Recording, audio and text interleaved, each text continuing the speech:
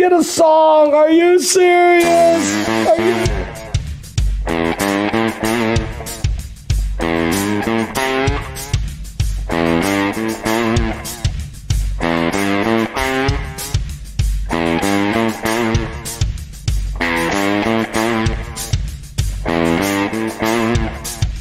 The earth can shake, the sky come down, the mountains all fall to the ground.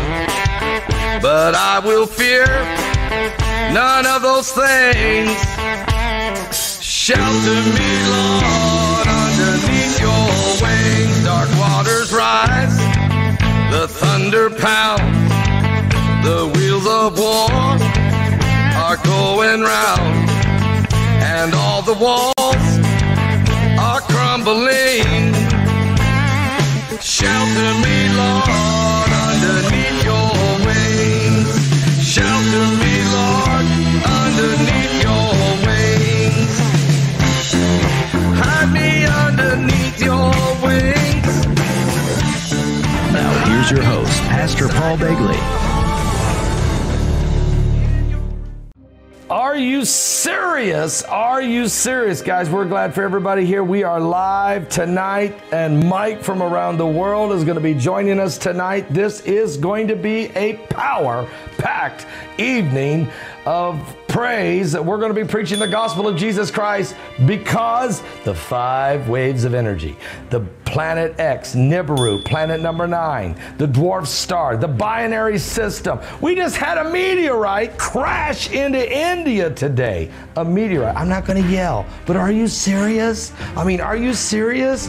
Guys, tonight we're going to use the Fair Use Act in good faith. This work contains fair use of copyrighted and non-copyrighted images from the public domain and the web for the non-commercial, non-profit, educational purposes only. This broadcast is being distributed free of charge across all of my social media outlets. Why? Because the gospel of Jesus Christ is free. And it's, you might say, well, then how do we make it happen? People feel free, they give, they donate, but it's Jesus, his salvation, that's free when you accept Christ as your Savior. Are you serious? Wow, what a great show we had today. And you know, yesterday we seen 12 people saved. The day before that, 33 people saved. The day before that, 11 saved. The night before that, Sunday Night Live, 25 more saved. And God is going to add to the church daily such as should be saved. But let me tell you about the meteorite first. The meteorite. It was huge. I mean, not the meteorite itself, but the crater. It left a 20-foot large crater, but this meteorite came crashing out of nowhere in Aurora, India. This giant meteorite created this huge 20-foot deep crater in this morning in Aurora, India. Suddenly, this, and Brock's got a picture, you can see it, just lights up the whole earth. It turned daylight, it turned nighttime into day as it went smashing into a factory compound, leaving a 20-foot crater into a celestial event. Matter of fact, this rocket-like object appeared falling from the sky in India. And it just shook people up. People living in the area were woken up by the mind shakings like during an earthquake. Birds were chirping and flying. Many CCTV cameras or closed-circuit TV cameras were able to record the bright sky phenomenon. People that witnessed it, a local resident, said that he felt an explosion, and after leaving the city, he saw the meteorite. He said that it was incredible. So it was like while getting milk in the morning, it appeared in the sky out of nowhere. So an amazing situation developing in India. Wow, massive meteor explosion. Also, earthquake hit where? Russia, 6.9. 6.9 in Russia. It was so strong, it was felt in northern Japan, shaking the earth, creating the information. I want to say something to everybody out there. I want to say to everybody out there, you won't believe it, but there's scripture that backs up these things happening. We got meteorites crashing into the earth in India. We got a 6.9 mega quake in Russia. It shook so much it shook northern Japan. We've got rock slides falling in Kentucky. We got cracks opening in the ground in Ecuador and places. We'll tell you about all this stuff, guys, in just a moment, and we got to get information. There you see where the earthquake hit, right there in Russia. Let me tell you what the Bible said in Revelation chapter 8. The Bible says in Revelation 8:8, it says, "And the second angel sounded, as it were a great mountain, burning with fire, was cast into the sea." So this meteorite comes crashing down, guys. Seriously. And it says it come crashing into the sea. Third part of the sea became blood. A third part of the creatures which were in the sea and had life died, and the third part of the ships were destroyed, and a third angel sounded. There fell another great star from heaven, burning as it were a lamp, and it fell upon the third part of the rivers and the fountains of waters. And the name of the star is called Wormwood, and the third part of the waters became wormwood, and many men died of the waters because they were made bitter. Folks, are you serious? Are you serious? Meteorites are crashing, the earth is shaking, the volcanoes are breaking, the cracks are opening up, the flames are leaping. It's all going on right now. We're going to get a song. When we come back, we're going to get ready. I'm going to tell you about all of this stuff, including we just captured a ship from Iran with a bunch of weapons on it headed to the Middle East.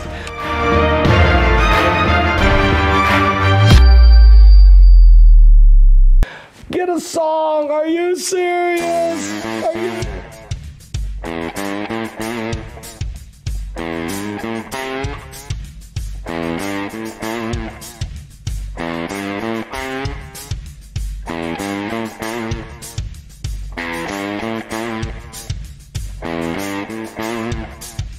The earth can shake, the sky come down, the mountains all fall to the ground.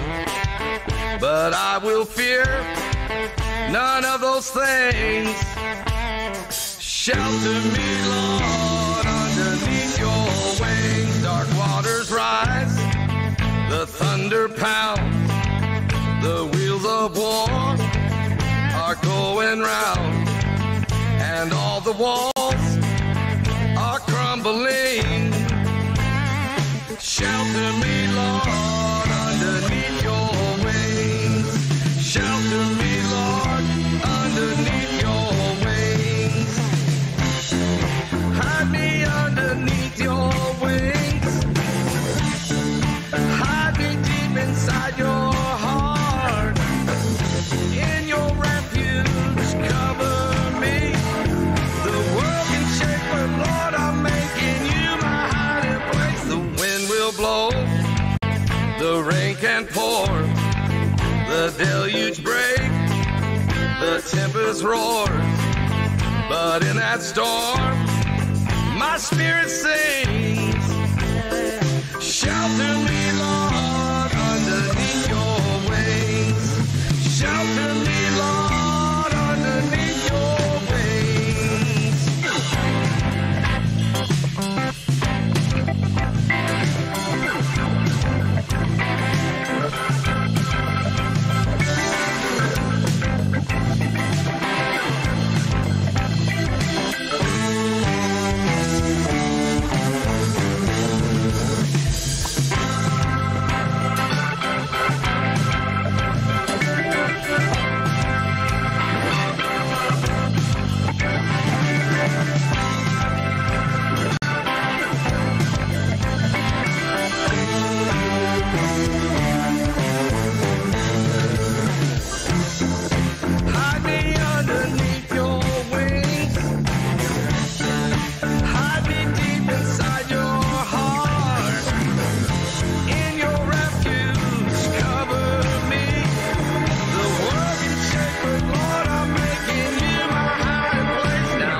that day you call for me, someday when time no more shall be, and I say, death, where is your sting? Shelter me, Lord, underneath your wings. Shelter me, Lord, underneath your wings.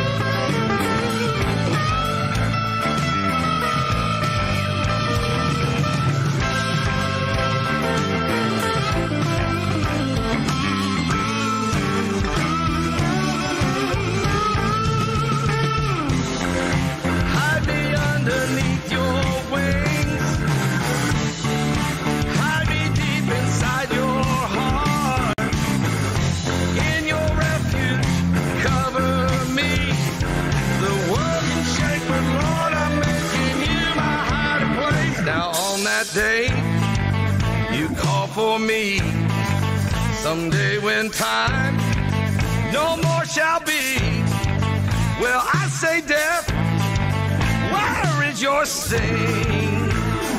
Shelter me, Lord, underneath your wings. Shelter me, Lord, underneath your wings.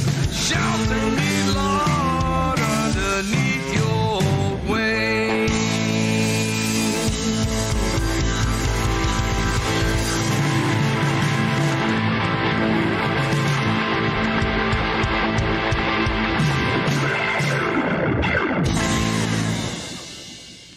Are you serious? Are you serious? It's so good to see everybody. Get some coffee. Everybody, I don't care how late it is. Get some coffee. Calm down. We got Mike from around the world going to join us tonight. I want to welcome all 1,670 of you live with us on our main YouTube channel, and 567 of you with us live at our backup YouTube channel called Paul Begley Prophecy Channel. Also, people are watching tonight. Welcome everybody at Facebook Live and Periscope. Get this to you. This is going to be such a powerful program, such an important point. There's been 54 earthquakes today, including a 4.7 that just hit Indonesia. Okay, there was also a 4.7 earthquake about 30 minutes ago that hit Japan. We also had a 4.6 in the Solomon Islands. And I'm going to go backwards today. You notice there, you'll see a 4.1 not long ago hit Chile, 4.6 Taiwan, 4.5 Russia, right in the heart of Russia, 5.2, the earth is shaking and quaking, Indonesia again, 4.7 Taiwan, hang on a second there, and then we had this 4.7 Taiwan, 4.5 Indonesia, 4.7 again in Chile, 4.5 in New Zealand. This is a lot of quakes. Look at the activity in that ring of fire, Brock. Look at that activity. 4.2 Alaska. It just keeps going. 5.0 right there in Alaska. 4.8 Indonesia. 4.9 up at that volcano in Alaska. It just keeps shaking and quaking. And then boom, there it was earlier today, 6.9 right there in red, Russia. And then there was a 5.2. You got it, Brock, Papua New Guinea. Russia one was huge. It shook Japan, guys, all the way to northern Japan. Also another 4.6 in Alaska. So that's the earth shaking and quaking. The devil's back is breaking. My mind is aching. We're not faking. There's that 6.9 earthquake that hit in Russia and shook in Japan. The volcano Brock just showed you was the ash went 2,000 meters into the air over in Indonesia. Quite an event. And then, amazing what happened. Brock's going to show you something right now. But amazing, He's going to take us actually to the, I believe, the Indonesia location. Yeah, there it is. I mean, this thing exploded on the scene. One of the Indonesia's most active volcanoes, Mount Merapi, erupted today, spewing, there it is, spewing over 2,000 meters in the air. But look at all the little villages around it. And this thing is a dangerous volcano because if it was to absolutely blow completely, and although this was a pretty good explosion, it could threaten in the vicinity there about 200,000 people. So we always keep an eye on that one. That's a dangerous one. Guys, talking about volcanoes, there it is, and that's the picture. We also had a problem today in Kentucky as there was a landslide, a rock slide in Pike County, Kentucky. It derailed a train and knocked the train into the river, spilling diesel fuel and catching the train on fire. It also derailed several cars of ethanol, which is highly flammable. The good news is the ethanol did not blow, because if it did, this would have been a catastrophic event. 2 people were injured from the rock slide. The fires were burning. It was pretty nasty situation. I've got a black and white picture here. Brock may have a picture, but it was a pretty nasty situation that could have gotten way out of hand, but thank God it didn't. In Pikeville, Kentucky, that was happening today. All right, that happened today. Something to keep in. But guys, but wait, there's more. The Loch Ness Monster, or I don't know what it was, Brock. What was this thing? I mean, was it Leviathan of the Bible in the book of Job, chapter 41? Was it the skeleton of a whale? Was it a orca? Was it a mutated dolphin? Look at this thing. What was it? Was it a prehistoric Loch Ness Monster? Is it the Leviathan of the Bible, the demon of the sea? We don't know. It washed up on the shores of Scotland, shocking everybody in town there, in that little town of Aberdeen. The people went down there. It's been reported now by about 10, and I see Russia Today just did an article on it. It's just shocking. What is it? We're not sure. And I did a video on that earlier just because it'll kind of freak you out. Brock's going to take you to the location of where that happened. There, the Loch Ness Monster, was it? In Scotland? I don't think so. More like probably a whale, but or a huge under deep sea orca. I don't know, but there's the beach where it washed up. And it happened because that big storm. You know, that big storm that came sweeping in, that 150-mile-an-hour straight line winds that Mike from the World's been talking to us about, all of that could have been what caused this to happen. It could have been what caused it. Guys, is that Nibiru? Is it Planet X that's causing all of this? Nibiru! I mean, is it Planet X, planet number 9? I don't know what's causing the shaking, the quaking, the devil's back is breaking, but I tell you what, if you, by the way, the United States military is now just announced, the Pentagon has just announced the U.S. military is prepping for the coronavirus pandemic. The United States military is prepping for the coronavirus pandemic. And they're going to be going full scale. We talked about it earlier in our live show this morning. It is a huge deal. We're going to ask Mike around the world about that tonight. And one more thing before Mike gets here. We have one more report. The United States USS Normandy has just captured an Iranian vessel that had a cache of weapons they were trying to smuggle into the Middle East, including rockets and a lot of sophisticated weaponry. It was captured in the Arabian Sea by the USS Normandy. This is huge. Iran smuggling weapons into the Middle East. Of course, that is to target Israel. Why does everybody hate the Jews? Why does everybody hate Israel? Why would that be? Well, if you've read the Bible, you know that God said in the last day, if you want to understand the end times, you have to understand Jerusalem. You have to understand the nation of Israel being established in 1948. You have to understand the Jewish people, how they brought Jesus Christ into the world, how Moses had to come out of the Exodus, how they had to fight the Nephilims and giants to get the Canaan land. You've got to understand that Christ came in the world. And oh, by the way, look at the cracks in the, look at this, Ecuador, China, Russia, giant cracks breaking out everywhere.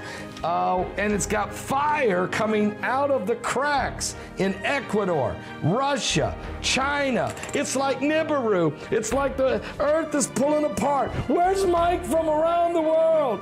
Where are you, Mike? We're waiting any moment, any second for him to call. We've got, look at this, look at this. I mean, someone says, well, I'm just not into all this stuff. Well, I ain't either, but what do you want me to do? The Bible is amazing. That's a great statement there by Tessie McCall over at the, and RoboMom's in the house tonight. And all of our moderators, you got Love and Obey and Melissa, and you got Michelle up in New Hampshire, and you've got RoboMom and Miss ZD and Ronan, and did I say Melissa? And Susan Hanslick, and all of our mods and the squads and everybody. Where is Mike from around the world? I'm still looking for Mike from around the world to call any minute. He is due. Yeah, look at the fire. Oh, here he is. Here he is, folks. Here he is. Are you serious? Is this Mike from around the world? Yes, it is, Pastor Paul. How are you doing this evening? I'm doing great, Mike. It's great to have you here. There's so much going on. I'm just trying to keep up with it all, and you're the man, we think, with the answers. Well, it's beginning. It's beginning. Would you like to elaborate on that a minute? Well, we just have a lot of things going on at one time. I guess we're out of the realm of speculation now, right? I think you're right. And you know, you told us a lot of things would happen. And I could just stop for a second and say, you know, we had a meteorite crash into India. You know, and that's woke some people up. It turned nighttime to day, and it hit so hard that people thought it was an earthquake.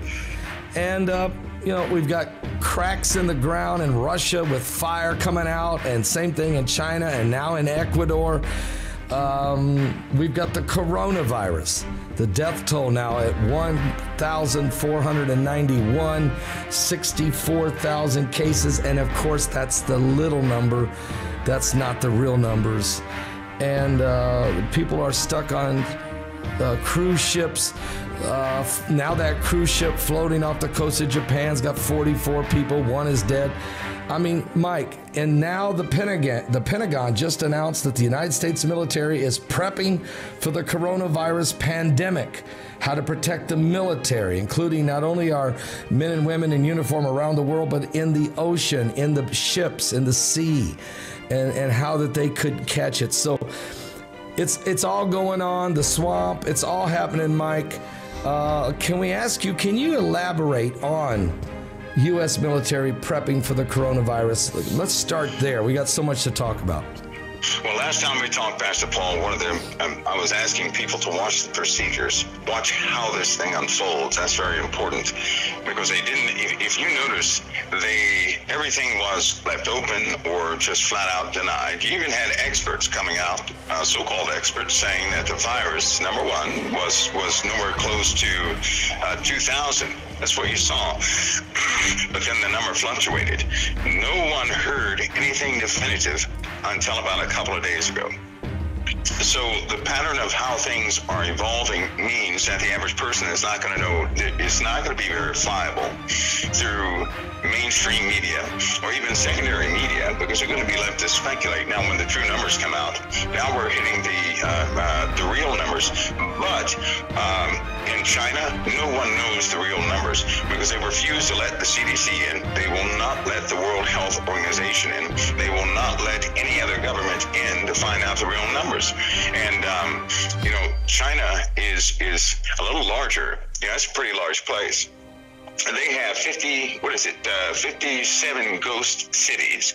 All of those ghost cities are prepped and them ready to go, right? These cities cost a lot of money, but there's some other cities that are shutting down. They're already filling up one city with the rich folks. Now, why are they transporting people who have resources and finances, those who are the upper, middle class and upper, why are they transporting them to quarantine cities, zones? So they're opening up some of those cities, but they're shutting down others. They're not sharing the real numbers.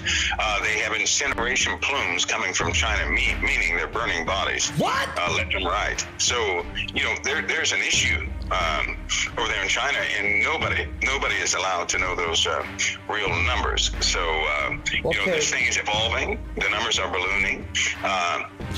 Even the facts about the virus are now coming out. They came out officially. The CDC, World Health Organization, printed that this thing can stay in the body for 30 plus days. So, Mike, let's stop for a second, because the incubation period is 16 days. Now you're saying that it can stay in the body for 30 plus days.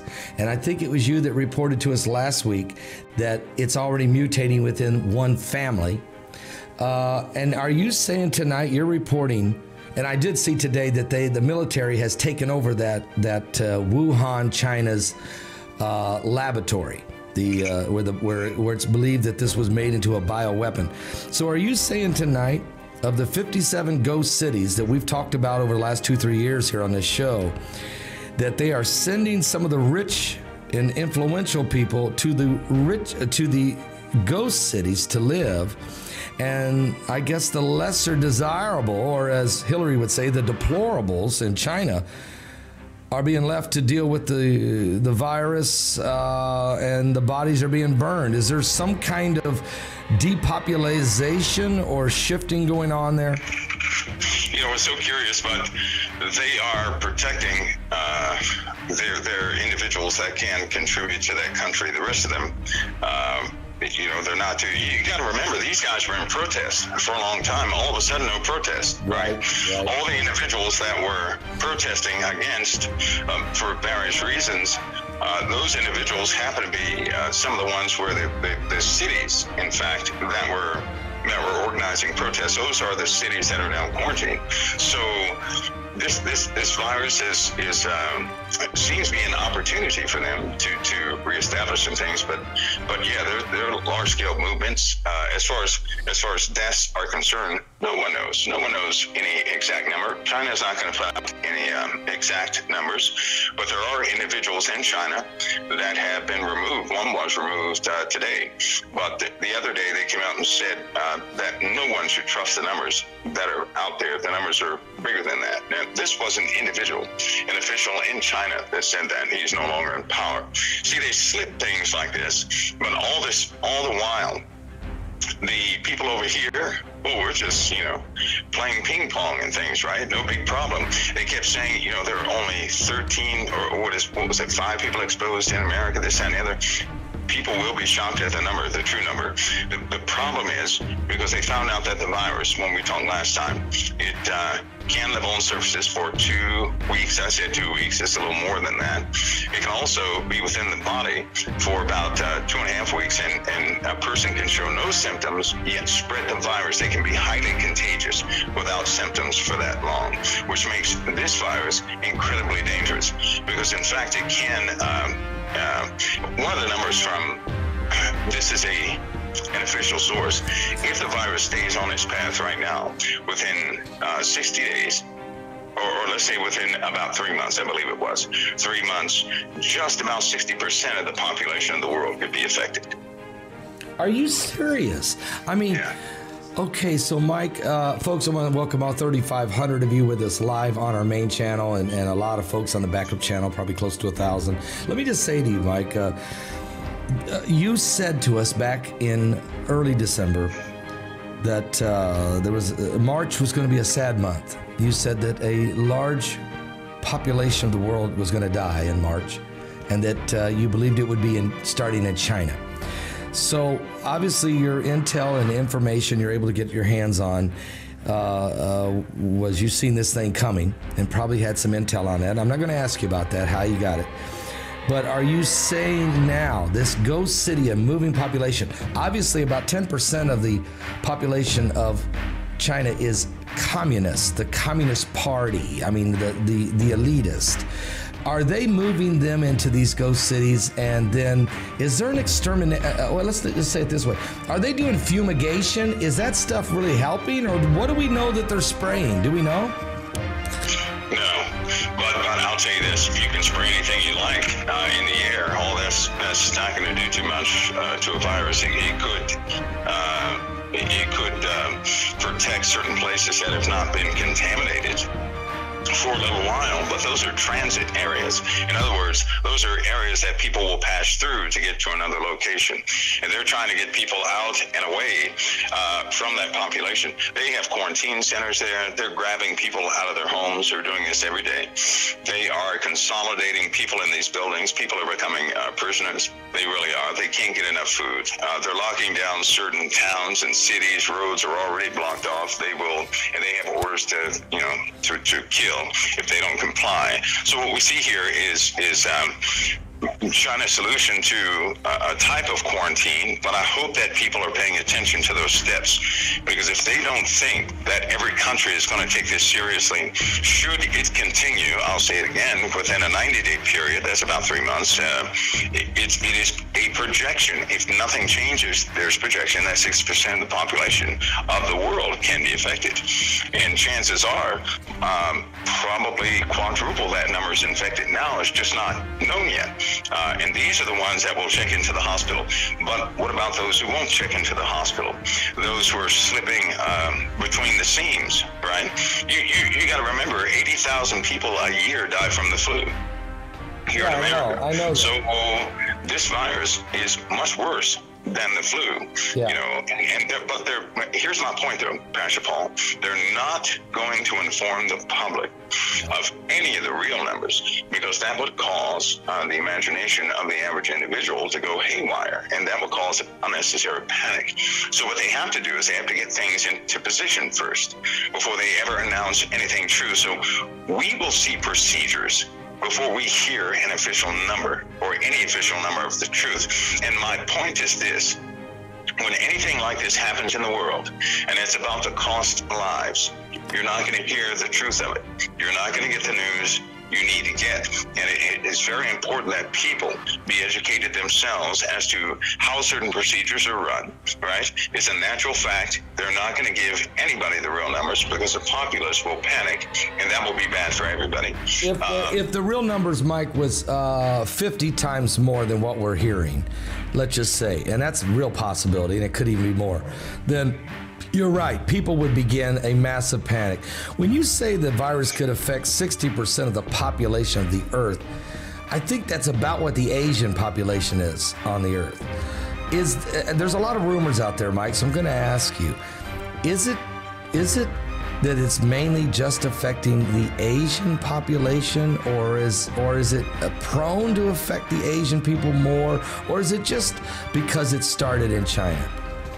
I would say it's because it began in proximity, or in China. It was locked down to that province that everybody knows of. But remember, there were some cases in India at the exact same time that it happened in China. So as far as its origin being in China, I'm telling you now, I don't believe that. And because there were some cases in India also of the exact same strain. So there's an issue here, and as far as what the motive is, well, that will be easy to figure out in time. But this virus situation is it's a spreading, it's a very critical situation. And until the numbers reach a certain specific point to where people can relate to it, in other words, people see it in their hometowns, they're going to be passive about this virus. But I'd recommend that people understand and just see how they are enacting policy as this virus continues to spread. Mike, we send out prayer cloths and healing blankets to people all over the world for free to help people that are sick. And we've never seen so many requests for people with lung cancer and with different cancers. And we're also finding out a lot of people, we got pneumonia, a lot of pneumonias right now. And So maybe I could just say this real quickly. Some of you that are here watching tonight, if you we want to lift a special offering tonight. If you give a special offering, you can help us so that when we do send out these blankets and prayer cloths and different things, we're able to get it to the people as quickly as possible and pay all the postage, because we've never seen such sickness as we see right now. Mike, can I ask you a question?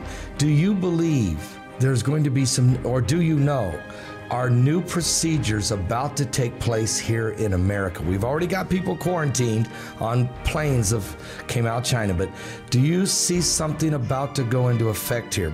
Even before we get the numbers, could we see new procedures? Yeah, you're not going to get the numbers until those procedures are in place. They cannot put out those, no one's going to put out those numbers until the procedures are in place, until they can absolutely control and bottleneck every avenue for travel and everything else. So you got to remember, they've been running these simulations. Jade Helm was one of them. I know it was, Jade Helm was largely, well, it was a lot of hypothesis concerning Jade Helm, but in truth, some of the data from Jade Helm really gives the military a good idea as far as, let's just say, local county intrusion and control methods. Then they had other simulations. They had, acquisition simulations, and Walmart, of course, being one of the main logistics centers. They also had distribution simulations. So all these things are in place just in case one of these episodes comes out. So these policies, right, these procedures must be put in place before any real numbers are sent, which means, realistically, a person could wake up one morning and find out that they have to show up at a certain location to be tested, right? Yeah. But you're saying mandatory testing is probably coming to America at a certain point. And we've already got 851 FEMA camps, so it's not like we couldn't have some quarantined camps that are already put in place and positioned. It's not that this is being done intentionally, but America has done certain things to prepare for such an outbreak, haven't they? Yeah, and it's the only way to control. The only way to contain a virus is to control the movement of the populace, and the only way to control the movement of the populace is to dispatch NORTHCOM personnel to certain strategic points in coordination with Homeland Security and some other agencies to actually lock down the towns and the movement of the towns. That's a deep coordinated effort to control the movements of individuals. And once you're cleared, you'll have to either put a certain color light bulb in your. Well, something will have to happen. Your house will have to be marked vehicles. Something will have to be marked so that people know that you're cleared. Now, we have scanning devices here, and we also have long-range scanning devices. And due to 5G, you can have a scanning bracelet on, which means you're clear, right?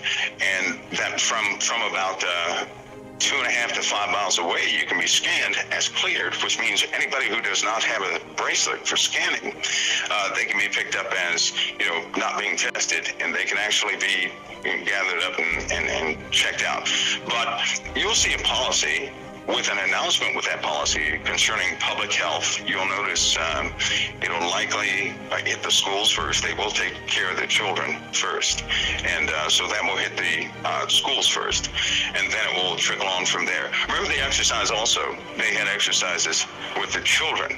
That will be bussed away from the parents. Well, those scenarios, those procedures are put in place just in case there is a breakout of some type of contagion. If that were to happen, parents are not going to listen to agencies concerning their children, so the children will likely be transported somewhere else temporarily. Do you see? But this is so that parents don't try to get their children and then go relocate somewhere else, because they know exactly what a parent will do, right? Mike, so in other words, do you see this? They start scanning in school. They find several children that have the fever, have the coronavirus. All of a sudden, school's on quarantine. Kids are put on buses and shipped to quarantine locations without parents' approval, and you're expecting to see some kind of panic. Can I ask you a question? Is this thing airborne now? I'm hearing that it's now can be transferred by sneezing or coughing. What is your take on that? Well, to date, the strain is so volatile to mutations that if a strain, if it were airborne, then we have a worst case scenario, because you're still going to have a strain that's not airborne, right? You're going to have a strain that could be airborne. If that is the case, now you're dealing with two, and they could potentially mutate beyond that point.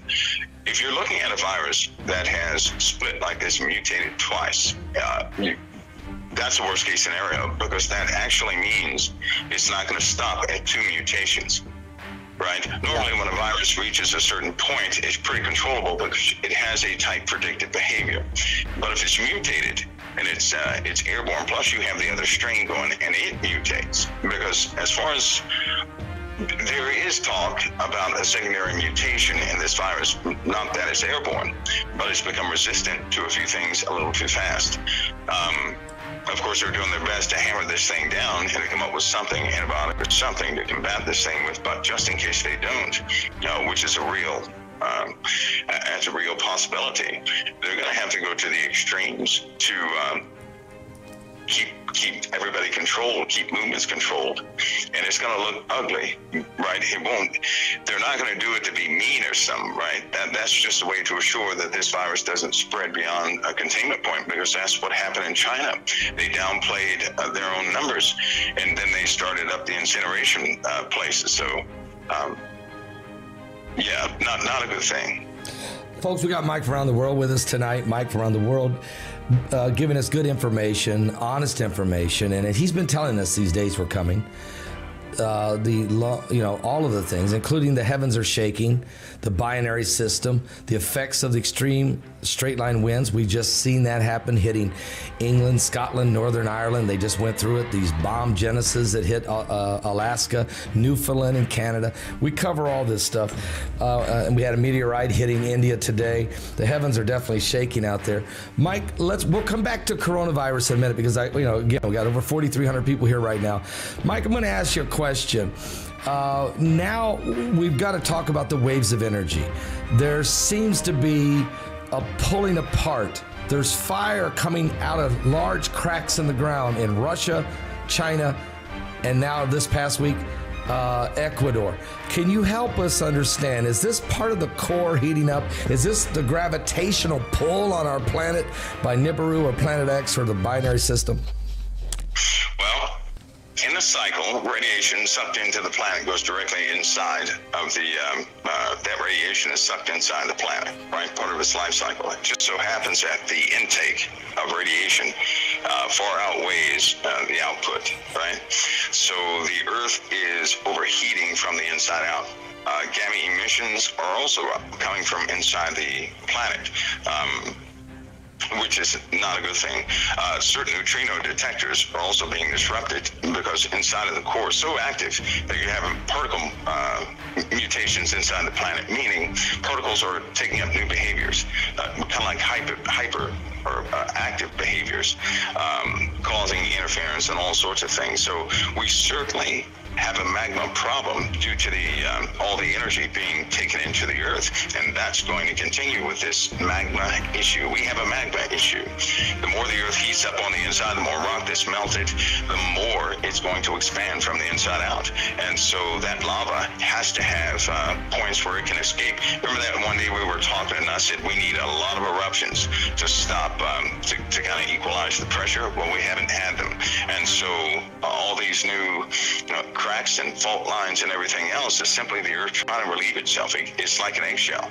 And if you overboil an egg, the eggshell is going to crack in many different places. The Earth is doing the same thing. And as external forces continue to feed radiation into our solar system, our planet's going to continue to suck that radiation up. And it's going to convert that, will be translated into heat, energy. And then, of course, it's going to have to find some type of ventilation or escape. In our case, because the volcanoes they're really starting to peak. Activity and pressure is peaking, which means multiple eruptions are on the way, but the ground is actually cracking in places all over the place. Certainly under the sea. Now it's being seen on land. It's being seen in Africa. It's being seen in so many different parts of the Earth that it's almost undeniable that this Earth is swelling and reshaping. Don't be surprised if the Earth is not a perfect sphere, right? So the more pressure we have and the more inertia takes effect on the outer rim of our planet, it's going to be misshapen, and it's also going to be pulled to one side here soon as external forces begin to attract more and more and more and destabilize the sun's gravitational pull on our planet, right? Until we reach a point where it looks like we're thrown out of orbit. Is that from the binary system? I mean, you're saying it's going to pull to one side. Is that happening already? Is that why the poles are shifting? Well, when you're dealing with satellite data and you're dealing with positioning, because somebody has to adjust that, Air Force Command does that, various other agencies, they have command and control over the position of these satellites in space. Well, when you have to adjust for every satellite, when it orbits around and hits a certain spot, you have to do adjustment burns, which is not a good thing. Something is wrong. Something is causing a tug on one side of the planet or one specific point in space all the time, and this tug is going to increase more and more. So these minor adjustments in satellite orbits are really a telltale sign that something is affecting just about everything. So that small pull, that small gravitational anomaly will continue to increase and increase and increase until we hit the point where our satellites just simply don't have enough fuel to do a bunch of burns. They don't. That could actually cause some more problems. So we're looking at something that's cascading, but yes, something external is most certainly causing an increased gravitational pull in one specific point in the sky. Folks, Mike Around the World's with us from Mike Around the World, of course. Mike, 4,000, almost 4,500 people with us live tonight on our main channel, plus a lot of people at the backup channel, plus we're on 9 different social networks. So there's people very interested about the end times. And I want to say that we as the body of Christ must pull together. We can't fight with each other. We can't argue about small doctrinal issues that really aren't going to matter. We got to walk in the love of Jesus. I mean, the way we're going to get through this coronavirus and get through these earthquakes and things, Mike, don't you think we got to have the blood of Jesus in our heart? We got to have the love of God in our heart? Yeah, we do. We do, Pastor Paul. You know what?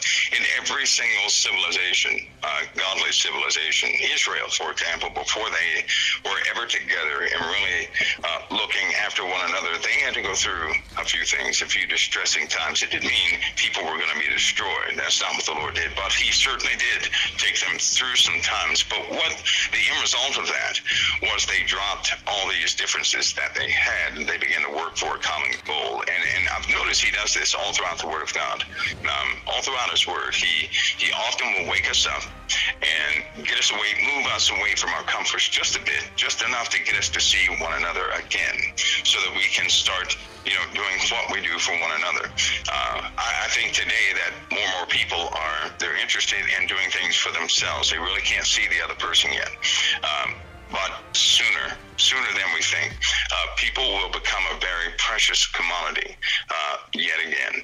And these times, they are prophesied, they are necessary, but all of those with the blood of the Lamb, they need not worry about these things because they're God's prophecies. That's our Father, right? So we need not worry about what he's going to bring upon this earth, but it's those who don't know him that are not so convinced, they still have an opportunity to come. And I think that our unity is an expression of exactly what they need to see so they can make their choice too, because we are representing the kingdom of God here in this time, even in troubled times. And each moment is in fact precious, and it's an opportunity for good representation for those who still haven't made their choice yet.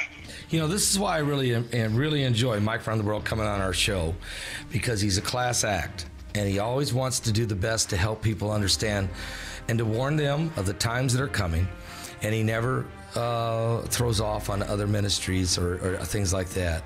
Neither do I. I mean, it's always about just warning people about what's happening, but never ever bringing division in the body of Christ. We never do. We even teach it all the time to our congregation not to participate in it. And I think that's why this strong online church is getting stronger by the day. Mike, I got to ask you some more questions here. And if you can take a few extra minutes with us, it's important. Back to the coronavirus for a minute. People are wondering, is there a vaccine yet? question. Here's why. If a virus mutates, then whatever vaccine there was is not going to work. If it's introduced into too many hosts, and it's not some sort of a vaccine or deterrent is not found, it's not going to be any good. So you have to start over again and again and again. So it's really a factor of speed. Now, if this virus is in any way, I'll say this, cautiously, but if it's in any way augmented, meaning engineered to do more damage or to be effective in certain areas, well, then that vaccine is out there somewhere. If they have tampered with it, because I'm saying this because most viruses have been tampered with. Viruses can be used for good reasons, not always bioweapons, but also for good reasons. And it's just like penicillin can be both deadly and life-saving at the same time. So certain viruses are like that too. I'm curious to know one aspect of this virus is about its RNA factor. Because viruses have an ability to change a person's DNA, right? What? And so that's what I'm actually trying to pin down here with this virus, is to see certain aspects of it. Viruses can change your DNA. They can copy DNA, rewrite it, introduce it. In fact, if the average, I know this is going to sound odd, but if the average person were not bitten by certain bugs, they would probably be dead already. So it's necessary for the human body to have certain bug bites, certain bites from different mites and things of that nature. Without it, our immune systems would not work at all. And so in some cases, these viruses can give us a boost to help us, cope with changing environments, so on and so forth. And of course, in other cases, they can absolutely take us out. So to find out what type of, what its mechanics are, is what I'm trying to get to now. And that's somewhat difficult, but it can be done. But I'm curious to know what type of RNA system it has internally, if it's, what it's doing to people as they're exposed to it. Because it's a known fact that certain individuals are they're hardly affected by this virus. They will have no appetite, right? They'll be a bit groggy, right? They'll have maybe cold chills for maybe 6 hours, and then for the rest of the time, they just have a low appetite and low energy. That's it, nothing else. But other people, they react extreme to this virus, and takes a couple days and they're gone. So it's oddly selective in the individual, its hosts that it's in. Those details, I'm sure they'll come out. So yeah, I'm hearing, Mike, that some people, of course, are dying of pneumonia. They're getting, just their lungs are just filling up. They're dying with pneumonia, and they're not even getting added in the count of deaths. And then I'm also hearing that it's also, this virus is attacking the heart, and people just drop over dead with heart attacks. And we see people dead in the streets, and there's pictures of it everywhere in China. And now we're seeing people being dragged out of their apartments, screaming and kicking and thrown into little white vans. What is that about? So, Mike, is it affecting their heart, affecting the lungs? What all is this virus doing? Well, for some, even bleeding was reported. That's a pathogen. That would be a pathogen. Yeah, bleeding was reported. See, the odd nature of this thing is there are certain, you have, like the 2 Americans that were exposed to it so far, not the 2 public ones, but there were 2 more. It has done nothing to them except cause a minor fever, right? No regurgitation, no diarrhea, but they have no appetite whatsoever, and they cannot sleep, but they are very groggy. So it's quite strange with him. Yet in other cases, it seems to be liquefying the internal organs of individuals, and still in other cases, it's overworking the nervous system to the point where the heart just can't take it anymore, right? And it's clotting, it's causing blood clots in the system also. So it's very difficult to nail down that core nature of this thing, because it seems to act like 5 or 6 different viruses or pathogens in one. So that's why I'm curious to know what the mechanics are of this thing. Folks back around the world giving us a lot of great information here. The 57 ghost cities. How long have we talked about that? Now, according to Mike's information, and he wouldn't share this with us if it wasn't true. He knows that they're already moving people into the ghost cities, and the people being selected seemingly happen to be the elite or probably the Communist Party leadership, which makes up about 10%. And notice something. What happened to the protest in Hong Kong? Throw that out the window. You can't protest when you're being quarantined, when everybody's afraid to go outside and try to, and you know, they're shutting down all the schools, they're shutting down the public transportation, they're shutting down the institutions. What about, Mike, is there going to be a food shortage, or is there already a famine in the land in China for food?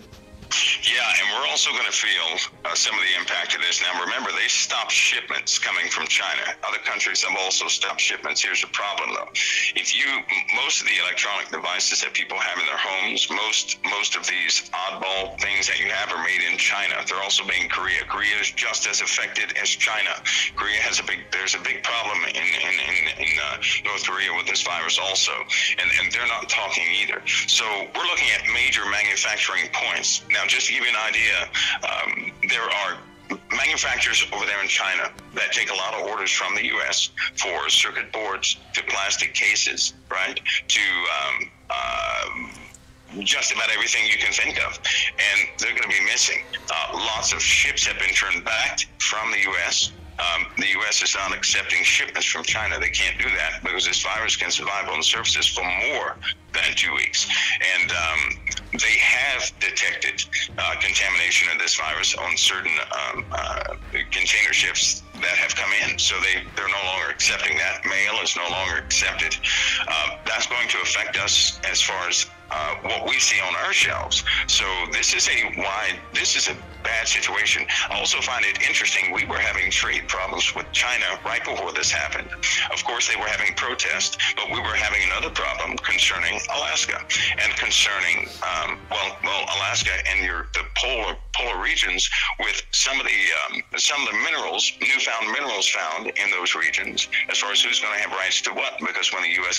moves out, China moves in.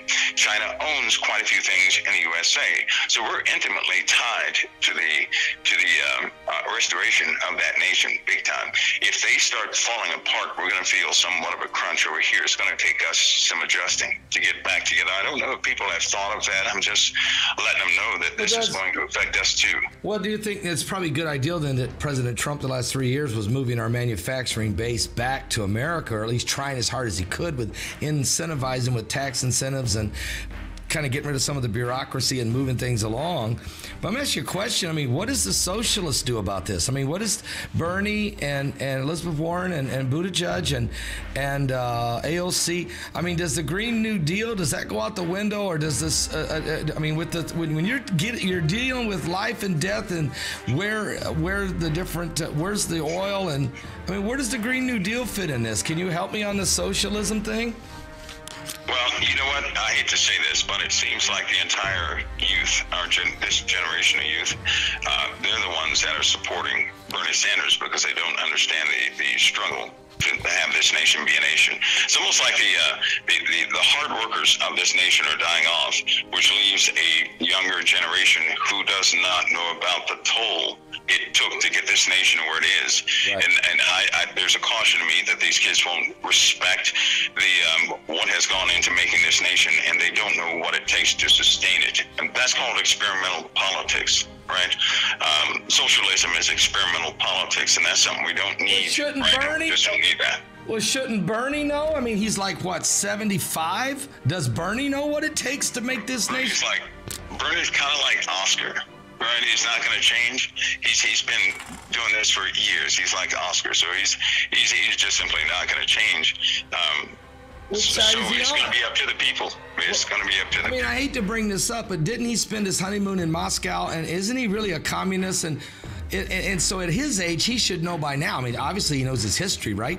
He knows what happened to Venezuela. He knows what's happened to North Korea. He knows what happened during Joseph Stalin and the stripping the Bibles and shutting down the churches and the Iron Curtain and the soup bowl and the potato line. So which side is he on? Well, Well, Bernie is a very tactful individual. He will say one thing. He'll know full well the consequences of it. He knows the consequences of socialism. But he also wants to be a maverick in paving a new way, a new direction for a new government also, which means something beyond socialism, something beyond communism. So he's not going to follow some of these old ways. He's going to establish something that's somewhat of a hybrid system that appeals to the young kids, like no tuition. That's not a good idea. But, some of these things are drawing this generation who has no connection with the struggle of this nation. They just simply don't have a connection. Actually, this nation's in a very delicate place. It is a war going on right now. And believe me, we're going to feel the fall. If we go in the wrong direction this time, we will not recover without severe losses this time. We're at the edge. If nobody can see that we're at the edge, we're at that critical point, we can't afford to make another crazy decision concerning leadership, and nor can the people begin to retreat back into their dens and the holes and everywhere else and not do anything. There's going to take a collaborative effort to get this country back to where it needs to be, because we have through all these fights, we've lost our security. This nation's security is at a very low point. You can have President Trump can fight for security, but I guarantee if everybody is not on board in some type of unity, we're going to have big gaps in our security. We have a political war going on. We have the election year with all these things breaking out around the world. That is not a good recipe for security. It really isn't. Anybody can sneak into this country and start doing what they like. And just the other day, Pastor Paul, that feeling before that silence before 911? For some reason, that perception, that same feeling was kind of hit me the other day. And, I didn't like that a bit, because while we're tied up with all these arguments and debate, we are forgetting that we still need a robust security system around this nation, around the people of this nation. So something is we've got too many gaps and holes for too much for all this division. And if nothing changes, if we keep going the route that we're going, America's going to pay a price, because of that division causes blindness. It just simply causes blindness, and the enemy is looking to get at us any way they can. It feels like we're reading Matthew 24. Chaos. Nation against nation, kingdom against kingdom, wars, rumors of wars, famines, pestilence, earthquakes, divisions among people, 5 in one house, 3 against 2, 2 against 3, persecution of Christians, persecutions against Israel, false Christ, false prophets, division in the body of Christ. We don't need any name calling. I've heard you say this many times, Mike. We don't need any name calling. We don't need to attack one another. We got to understand that we're living in the last days. The heavens are shaking. The signs are in the heavens. The earth is quaking. We're in the end times, and it's serious. And we're not saying that the world's going to end tomorrow, but we're telling you folks that would you call this the beginning of sorrows, Mike? Yeah, actually, I would call this the beginning of, I say the beginning of sorrows we have surely seen. I do believe the Lord He's just been merciful to us. He really has. I mean, look at us. We're not like the Middle East. We're not like these other countries. But we're getting reminders that we're vulnerable, that we can also be like that. And I would say we're certainly at the beginning. I think we're at the beginning of people actually seeing some factual things about the Word of God, which, by the way, is not a good thing to see evidence of prophecy, because if we see evidence of prophecy, it's going to really begin to unfold then. But the distresses in this nation and the perplexities, I believe we're at that stage, Pastor Paul. I believe that, through all the world wars and everything else, once you collapse time, you can see we've been through some things here. But it's almost like we're throwing that away. We're going backward again, right? We're fighting each other again. Just like when those in America, those that were of the new America departed out of, away from a king, away from a monarchy, and we're headed back in the wrong direction right now. So there is in fact a struggle, and all the nations are becoming poised with some very dark weapons to do real damage on one another. And so, the beginning of sorrows, I think that we are about to see the evidence of sorrow. So no one mistakes that we are, in a time of times.